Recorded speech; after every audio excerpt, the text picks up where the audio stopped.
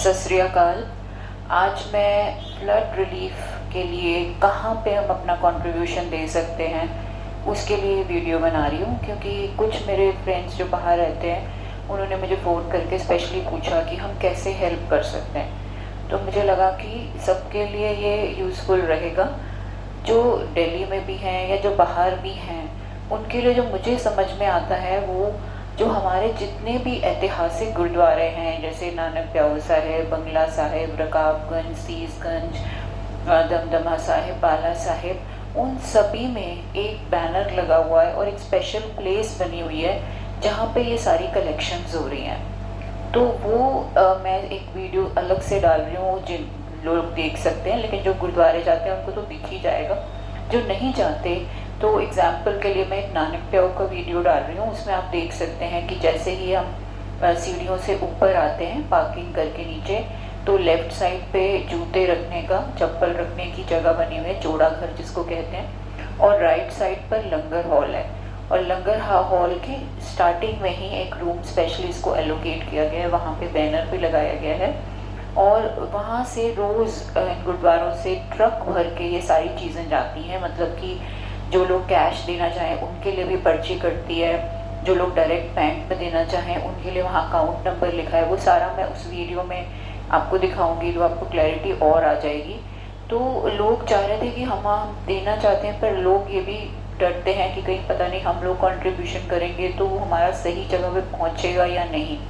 तो इसलिए मुझे लगता है कि जो ऐतिहासिक हमारे गुरुद्वारे, एटलीस्ट जो कहीं भी कोई ट्रस्ट नहीं कर पा रहा, तो एटलीस्ट उनको तो ट्रस्ट कर सकते हैं कि वो सही जगह पे। और रोज़ ट्रक भर के सामान जा रहे हैं, वहाँ से डिमांड आती है, जैसे कि फॉर एग्ज़ाम्पल कि वो मच्छरदानी हैं और दूध के पैकेट्स हैं, ऐसी कपड़े हैं। वो प्रॉपर लिस्ट बनाई हुई है उन्होंने कि उस लिस्ट के हिसाब से अगर वो लोग दे रहे हैं तो और अच्छा रहता है, नहीं तो जो कोई अपनी कन्वीनियंस के हिसाब से जो भी दे रहा है वो वहाँ पर वेलकम है। तो वहाँ से वो जाती हैं चीज़ें, तो आई थिंक उनको ट्रस्ट किया जा सकता है, तो आप वहाँ पे अपना कंट्रीब्यूशन दे सकते हैं। तो ये तो शॉर्ट टर्म रिलीफ ऑफ ये जो थोड़ा बहुत हम कर सकते हैं अगर, तो हम कर रहे हैं। लेकिन मैं एक लॉन्ग टर्म भी इस बारे में बात करना चाहती हूँ कि ये जो भी ये क्राइसिस आ रही हैं, जो कैलामिटीज़ आ रही हैं, उसके पीछे क्या रीज़न है। तो ये मैंने बहुत सर्च किया इंटरनेट पर भी और हर जगह, तो मैं इसी कंक्लूजन पे पहुंची कि ये क्लाइमेट चेंज हो रहा है, उसकी वजह से ये सारी प्रॉब्लम्स आ रही हैं। और क्लाइमेट चेंज क्यों हो रहा है, वो हम लोगों की लाइफस्टाइल जो हमारी ऐसी बन चुकी है, जो कि ज़्यादा से ज़्यादा कंजम्पशन, ज़्यादा से ज़्यादा लोग, जनसंख्या जिसको कहते हैं, पॉपुलेशन जो पैदा हो रही है, तो उसकी वजह से क्या होता है कि जैसे ही एक इंसान पैदा होता है, एक बच्चा पैदा होता है, तो वो हर साल कार्बन डाइऑक्साइड, जैसा सबको पता होगा कि ऑक्सीजन हम लेते हैं और कार्बन डाइऑक्साइड छोड़ते हैं तो ही हम जिंदा रहते हैं। हम जो सांस लेते हैं तो सांस में अंदर हम ऑक्सीजन लेते हैं, बाहर कार्बन डाइऑक्साइड छोड़ते हैं। तो जैसे एक बच्चा पैदा होता है तो वो कार्बन डाइऑक्साइड छोड़ता है, और वो कितनी छोड़ता है ये जान के मैं हैरान रह गई। जो भी मुझे वहाँ पर जो स्टैटिस्टिक्स मिले कि एक साल में एक बच्चा जो भी इंसान एक साल जैसे ही वो पैदा होता है, और अगर एक साल तक हम काउंट करें तो 40 to 50,000 kilo of carbon dioxide वो छोड़ता है। और एक जो पेड़ हम लगाते हैं वो 20 साल का होने के बाद, जब वो उसका प्रॉपर ग्रोथ हो जाती है पेड़ की, तब जाके वो सिर्फ 20 से 40 किलो ही एब्जॉर्ब कर सकता है। मतलब कि एक बच्चा अगर आप पैदा कर रहे हैं तो उसके लिए कितने हज़ारों अरबों पेड़ आपको लगाने पड़ेंगे, तब जाके एक एक बच्चे की कॉम्पेंसेशन जो कार्बन डाइऑक्साइड की है वो पूरी होगी। और हम उल्टा करें, हम तो पेड़ों को काटते ही जा रहे हैं क्योंकि हमारी कंजम्पशन बढ़ती जा रही है, डिफॉरेस्टेशन होती जा रही है, तो पेड़ लगाने की बजाय कटते जा रहे हैं। तो पहली बात तो पेड़ जब लगता है तो उसका जो सर्वाइवल रेट होता है वही बहुत कम है। जैसे ही हम पेड़ लगाते हैं एकदम से वो कार्बन डाइऑक्साइड नहीं सोक करना शुरू कर देता, कम से कम वो प्रॉपर बड़ा हो जाए, क्योंकि उसकी जो सर्वाइवल रेट, अगर 10 पेड़ हम लगाएंगे तो 1 या 2 ही सर्वाइव करेंगे। कोई किसी गाड़ी के नीचे आ गया, किसी गाय ने उसको खा लिया, जो भी प्रोटेक्ट करना पड़ता है उसको, तो 10 में से 1 ही बच पाता है। और वो भी 20 साल का होने के बाद सिर्फ 20 से 40 किलो कार्बन डाइऑक्साइड ही सोख कर पाता है, जबकि एक बच्चा एक साल में 40 से 50 हज़ार कार्बन डाइऑक्साइड एमिट करता है। अब क्या प्रॉब्लम होती है कि ये कार्बन डाइऑक्साइड जो कि ज़्यादा जनसंख्या की वजह से और एक एक इंसान जितना कंजम्पशन कर रहा है, जो फ्यूल, सबको गाड़ियाँ चाहिए, सबको लग्जरीज चाहिए, तो उनमें से भी ये फ्यूल्स एमिट हो रहे हैं और कार्बन डाइऑक्साइड एमिट हो रही है। तो ओवरऑल हमारी धरती का तापमान इतना ज़्यादा बढ़ गया है कि उससे ग्लेशियर्स जब पिघलते हैं तो नदियों में उफान आता है। ये प्रकृति जो है हमारा इतना सारा बोझ बर्दाश्त नहीं कर पा रही। तो ये शायद नॉलेज हमें कभी किसी ने नहीं दी, और स्पेशली इंडिया में मैंने देखा है कि जनसंख्या को लेके कोई सीरियस नहीं है। सब लोग इसी को ही समझते हैं कि शायद यही एक ज़िंदगी की खुशी है कि शादी करो और बच्चे पैदा करो। I am sorry for that अगर मैं किसी को हर्ट करूँ तो, लेकिन ठीक है, अगर हम शादी भी कर रहे हैं, बच्चा भी कर रहे हैं, तो हम एटलीस्ट ये सोचें कि अगर एक ही बच्चे से संतुष्टि हो सके।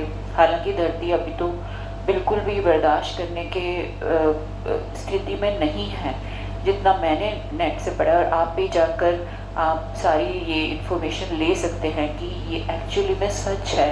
और हमें इस सच को ज़्यादा से ज़्यादा बढ़ाना चाहिए कि अगर हम चाहते हैं कि महाप्रलय नहीं आए और हम किसी तरह से इसको रोक सकें, क्योंकि हमारी अभी जो देवभूमि है, जो हमारा पंजाब है, हमारी बहुत पवित्र धरती है, उसको हम भुगतना पड़ रहा है। हमारी ये सब ओवरऑल जो भी सब लोग कि अनजाने में ये पाप हो रहे हैं सबसे।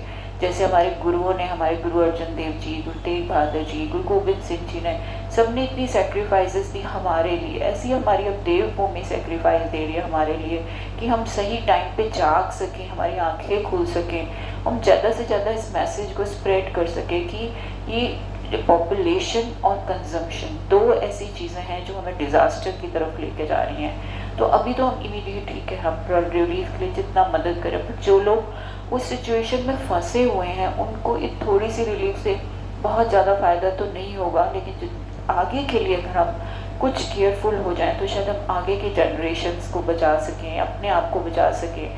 तो मेरी सबसे प्लीज़ यही विनती है कि हम इमीडिएट क्राइसिस को भी देखें और लॉन्ग टर्म को भी देखें कि ज़्यादा से ज़्यादा जो हम कंजम्पशन है, जनसंख्या को रोके। स्पेशली इंडिया में मैंने देखा है कि लड़के के चक्कर में लोग लड़कियां पैदा करते रहते हैं, तो लड़का और लड़की एक बराबर हैं। वो उनको बच्चा हम समझे कि एक बच्चा करें ज़्यादा से ज़्यादा। अगर बहुत हमें डिज़ायर है बच्चे की तो हम एक ही बच्चा करें, और चाहे वो लड़का है और लड़की है तो उसको इक्वल समझें, तभी शायद हमारी धरती बच पाएगी।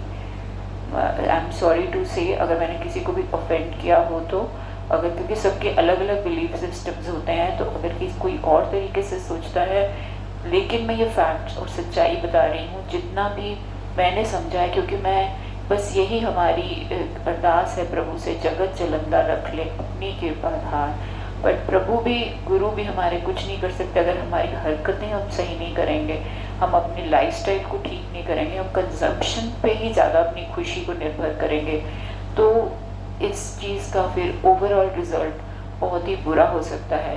तो मेरी प्लीज़ ये रिक्वेस्ट है कि सब इस बारे में सोचें कि कैसे हम कम से कम कंजम्पशन में खुश रह सकते हैं। Simple living, high thinking. It is very simple to be happy, but it is very difficult to be simple. I don't think it is difficult to be simple, बस ये लोगों ने ऐसा बनाया हुआ है। जो गुरबानी से, जितनी भी स्पिरिचुअलिटी से हम जुड़ते हैं तो उसमें एक अलग तरह का आनंद मिलता है। तो हम ये छोटी छोटी जो ये पेटी खुशियाँ जिसको आप कहते हैं, तो उससे हम तभी अलग हो सकते हैं जब हम असली आनंद को लें। तो स्पिरिचुअलिटी ही इस चीज़ का सोल्यूशन है कि अपने अंदर से हम उस खुशी को, उस प्यार को खुद अपने अंदर से लेके हमें बाहर चीज़ों को डिस्ट्रॉय ना करना पड़े, या बाहर ज़्यादा पॉपुलेशन ना बढ़ानी पड़े अपनी खुशी के लिए। तभी ये धरती शायद बच पाएगी, नहीं तो बहुत देर ऑलरेडी हो चुकी है। 1.5 डिग्री टेम्परेचर से जो क्रिटिकल टेम्परेचर होता है वो ऑलरेडी राइज हो चुका है।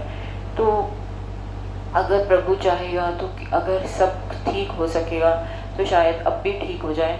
अगर अभी भी हम जाग जाते हैं तो प्लीज़ सब आप इस बारे में सोचिए, ताकि हम सब इस महाप्रलय से बच सकें। वाहिगुरु जी का खालसा, वाहिगुरु जी।